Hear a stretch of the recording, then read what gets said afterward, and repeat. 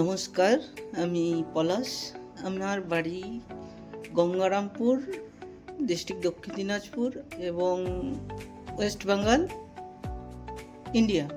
তো যাই হোক, আমি এই মুহূর্তে আছি পুনেতে। তো এখানে বাঙালিদের আলাদা সম্মান আছে। তো আমি কোম্পানিতে কাজ করছি, আমাদের সুপারভাইজার আছে। তো ও বাঙালি, ও হচ্ছে তোমার সম্ভবত কৃষ্ণনগরে বাড়ি, সুপারভাইজার। আর আমাদের যে অফিস স্টাফ আছে বর্ধমানের।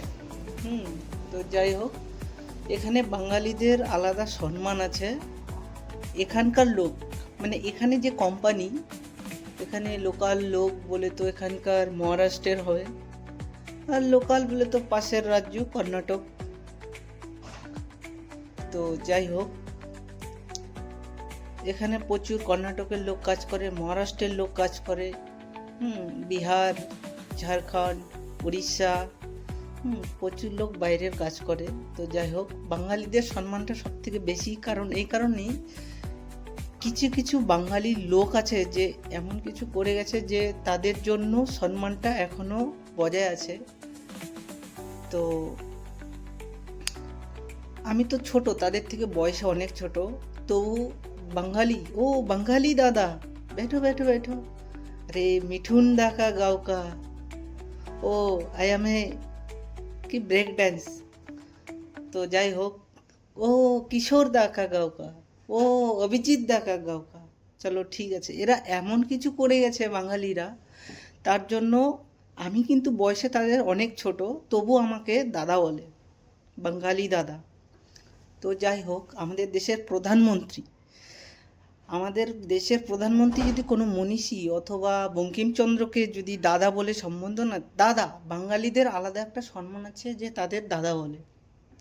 চলো ঠিক আছে, এতে ভুল কিছু নয়, বাঙালিদের সবসময় দাদাই বলে। আমি দেখেছি, শুধু এটা না, আমি এই পুনেতে আছি, এখানকার মহারাষ্ট্রের 80% লোক বাঙালিদেরকে দাদা বলেই সম্বোধন করে। আমি যে দোকানে রেশন খাই, মানে সেই দোকানদার, সেও আমাদেরকে, আরে বাঙালি দাদা ক্যা চাইয়ে। চলো ঠিক আছে, যাই হোক, আমি বেশি দিন থাকবো না এখানে, 3.5 মাস থাকবো। তো এখানে এসছি, আমি একটু ঘুরবো। তো আমি তোমাদেরকে দেখাবো, আজকে আমি প্রথম ভিডিও করছি, ভিডিও করতাম না। তো আমার কাছে একটা খবরে দেখলাম আমি ফেসবুকে, যে আমাদের দেশের প্রধানমন্ত্রী বঙ্কিমচন্দ্র অথবা রবীন্দ্রনাথ ঠাকুরকে যদি দাদা বলে থাকে, সে বন্ধু বলে তার বয়সী হতে হবে, যে তাহলেই সে দাদা বলতে পারবে বা কিছু। আমি এখানে যে কাজ করছি, এখানে আমার থেকে 50 বছর 55 বছরের লোক যারা, তারাও আমার কত 31। তো যাই হোক, আমাকেও দাদা বলছে, তাই বলে কি আমি ওদের দাদা হয়ে গেলাম নাকি? তো যাই হোক, ওটা আমাকে সম্মান, রেসপেক্ট, আমাদেরকে রেসপেক্ট করে বাঙালিদেরকে দাদা বলে। উড়িষ্যার লোককে কিন্তু দাদা বলতে যায় না, বিহারি লোককে কিন্তু দাদা বলতে যায় না। তো যাই হোক, তো সত্যি খুব গর্বের বিষয় যে আমাদেরকে বাঙালি বলে সম্বোধনা করে, বাঙালি দাদা। যাই হোক, সে যদি আমাদের দেশের প্রধানমন্ত্রী যদি রবীন্দ্রনাথ ঠাকুরকে অথবা বঙ্কিমচন্দ্র যদি বলে থাকে দাদা, সে সম্মান করে দাদা বলছে, তার মানে এই না যে ওর দাদা বা ভাই বলে ওকে দাদা বলতে হবে। যাই হোক, তো আমাদের বাংলায় এমন হয়ে গেছে রাজনীতি নিয়ে আর কি, বিশেষ করে শাসক দল বা আরো নতুন নতুন প্রচুর দল আসবে, এখন সামনে ইলেকশন আসছে, ভুলভাল ভ্যাট বকবে। তো যাই হোক, আপনারা মনে কিছু নেবেন না, সত্যি বাঙালিদেরকে দাদা বলেই সম্বোধনা করে। আমি বাইরে যা দেখছি, আমি এসছি মোটামুটি 10-11 দিন হয়ে গেল এখানে। যেখানেই যাই, যে দোকানে যাই বা যেখানে যে কোম্পানিতে যদি আসি, এই আয় বাঙালি দাদা, ব্যাঠো ব্যাঠো ব্যাঠো। তো যাই হোক, সত্যি সত্যি খুবই গর্বের বিষয় যে বাঙালিদেরকে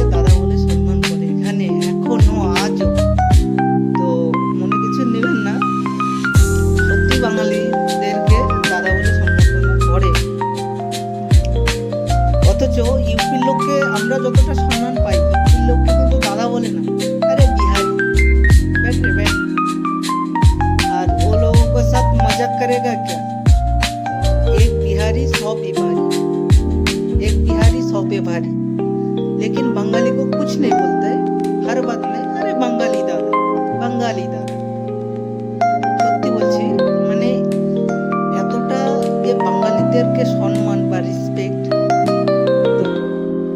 সত্যি আমি সত্যি খুব গর্বিত বাঙালি, নিজেকে বাঙালি বলে, যে আমাদেরকে দাদা বলে, বাঙালি দাদা। তো যদি ভিডিওটা ভালো লাগে অবশ্যই লাইক কমেন্ট শেয়ার করবে।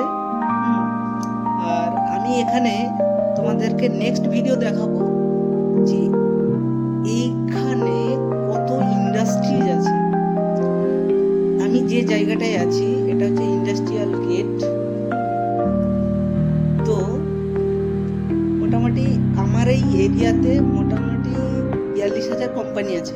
42,000, এখানে একটা দুটো নয়, 42,000 ছোট বড় সব মিলে কোম্পানি আছে 42,000। তো 42,000 টোটাল। এখানে তোমার ইন্ডাস্ট্রিয়াল এরিয়া আছে 5খানা ইন্ডাস্ট্রিয়াল এরিয়া আছে।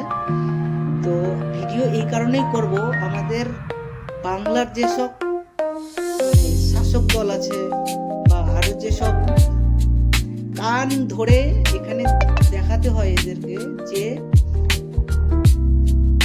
বাংলা কত পেছনে আছে বা পিছিয়ে আছে। কথায় কথায় অনেকে বলে না যে বাংলা সবার এগিয়ে, এগিয়ে বাংলা, লাউড়া এগিয়ে বাংলা, বলতে হয় না, বাংলা লাউড়া এগিয়ে বাংলা। ঠিক আছে, আমি তোমাদেরকে দেখাবো বাংলা কত পিছিয়ে আছে।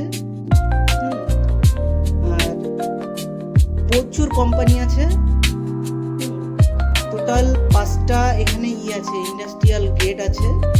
এটা হচ্ছে তার মধ্যে সব থেকে বড় ইন্ডাস্ট্রিয়াল গেট। এখানে হচ্ছে 42,000 কোম্পানি আছে।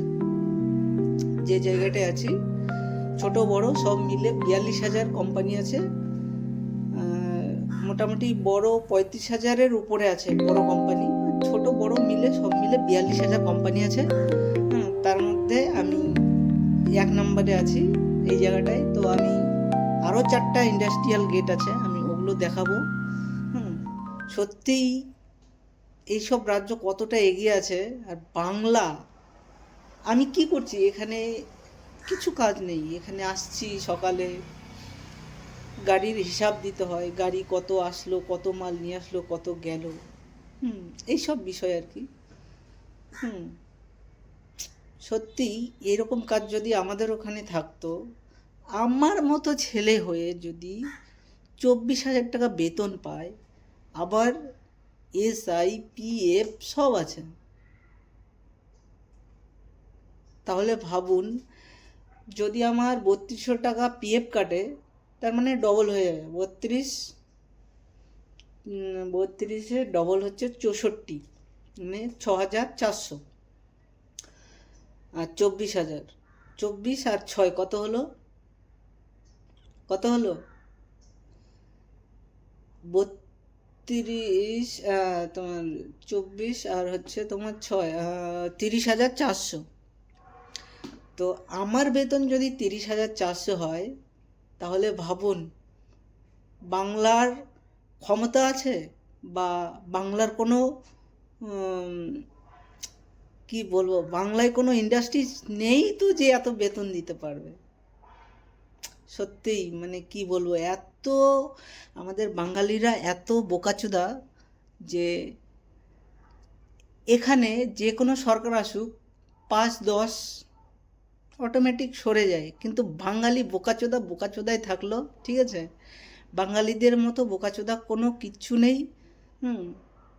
কি বলবো, আর নিজেদের নামে খারাপ কথা বলতে হয়, কিন্তু না বলে থাকা যায় না। সত্যি মানে কি বলবো, আমার জ্ঞানে বাম জমানা, শাসক জমানা, এই শাসক জমানাতেই দেখছি যে কেউ বলে কি বলে যে বাংলার গর্ভ, অমোক বাংলার গর্ভ। সিপিএমের সময় তমক বাংলার গর্ব বলে কোনো কিছু দেখিনি, এই সময় দেখতে পাচ্ছি বাংলার গর্ব। তো তো যাই হোক, বোকাচোদা বোকাচোদাই থাকো।